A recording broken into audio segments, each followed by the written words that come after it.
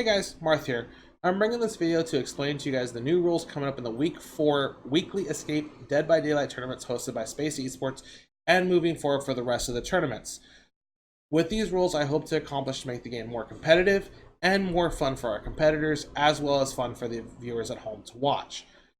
Now, first off, Stranger Things DLC, I kept it back because I didn't want to have something come in that was broken or a character be overpowered, things like that. I wanted to be able to see where they fell, but now everything's testing good with them. There's nothing wrong with any of them. So if you feel like you want to play any of those characters or bring in any other respective perks of Nancy, Demogorgon, or Steve, be my guest. They're now fair game.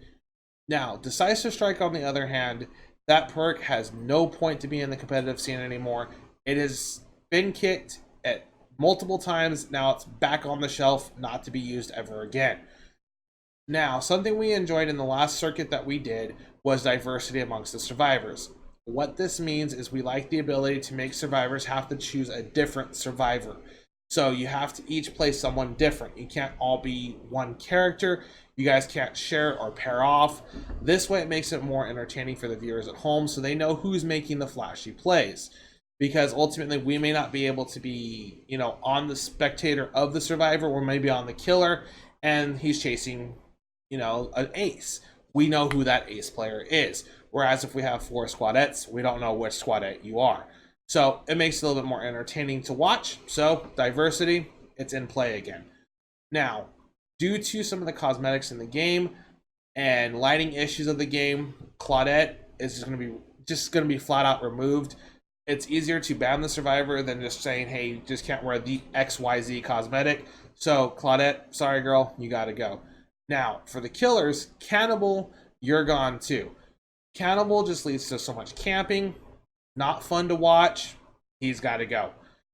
Now, speaking of the things we removed, now it's time to add some nice, lovely rules to hopefully tweak this into a very fun, competitive way. So, this last 2 weeks of week 1 and week 2, we saw survivors running rapid of the game. I expect to see the same thing in week 3 of the Xbox tournament.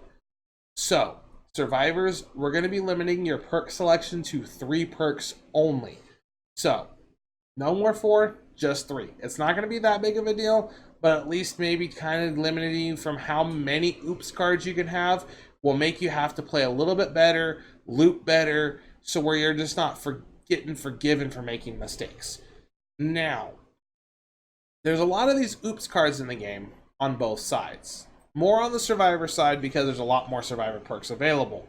So, something I've always enjoyed in other games is a banning system. So, Dead by Daylight doesn't currently have one, so Space Esports is going to have their own system.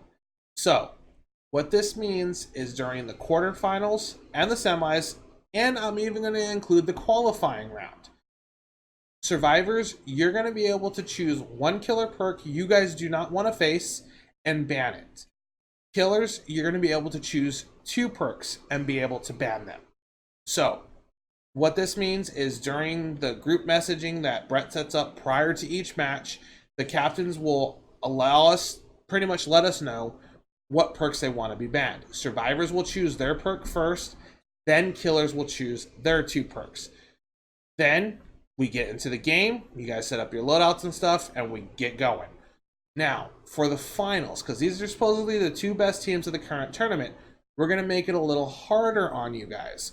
We're going to up the bans by 1. So this means survivors, you're going to be able to choose 2 killer perks, and killers, you're going to be able to choose 3 survivor perks. Now, there is always going to be a situation to where I know more than likely what 2 perks are going to be banned a lot of the time, because it really stops killers or survivors from doing what they need to do.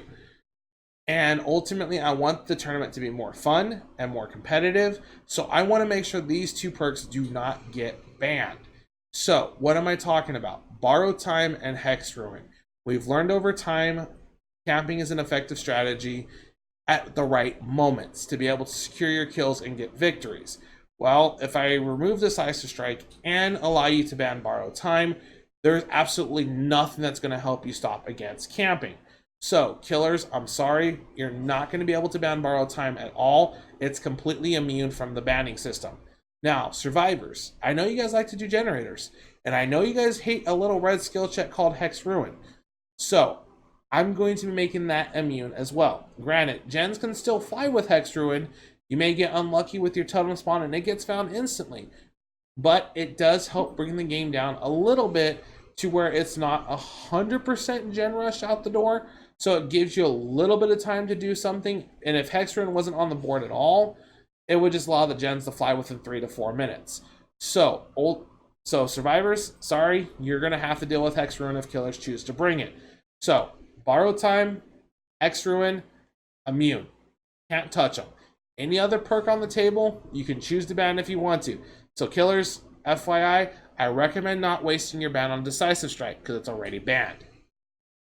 So, other than that, guys, I hope these new rules make the tournament a little bit better for you guys. I know it's going to be a lot more exciting to watch. I'll see you guys in the fog.